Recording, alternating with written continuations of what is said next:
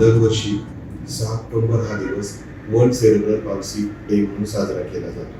Cerebral म्हणजे मेंदूशी निगडीत आणि पाल्सी म्हणजे स्नायूंमधील कमकुवतपणा किंवा स्नायूंच्या हालचालींमध्ये येणारा अडथळा.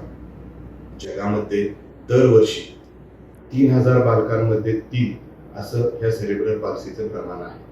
कारणांमध्ये प्रसूतीपूर्वी, प्रसूती दरम्यान किंवा प्रसूतीनंतर बाळाच्या नाजूक आणि विकसनशील मेंदूला होणारी इजा हे या सेरेब्रल पाल्सीचे कारण आहे.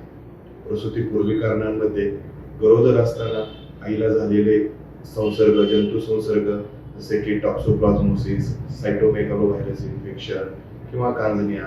प्रसूती दरम्यान बाळ उशिरा रडणे, बाळ न रडणे, कमी दिवसाचे बाळ जन्मणे आणि प्रसूती नंतरच्या कारणांमध्ये प्रसूतीनंतर काही दिवसांमध्ये लगेचच बाळाची साखर कमी होणे, बाळाला जंतू संसर्ग होणे, मेंदूचा जंतू संसर्ग होणे ही याची कारणं आहेत.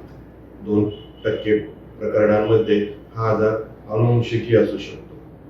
बाळाच्या कोणत्या भागाला इजा झालेली आहे यानुसार बाळांमध्ये विविध लक्षणे दिसून येऊ शकतात. जसे की पूर्वी सांगितले तसे स्नायूंच्या हालचालींमध्ये येणारा अडथळा, तसेच काही बाळांमध्ये आकलन क्षमतेवर त्याचा परिणाम होतो, बाळांना संवादामध्ये अडथळा येतो, काही बाळांमध्ये दृष्टीवर त्याचा परिणाम होऊ शकतो. जवळपास 1/3 बाळांमध्ये झटकेही दिसून येऊ शकतात.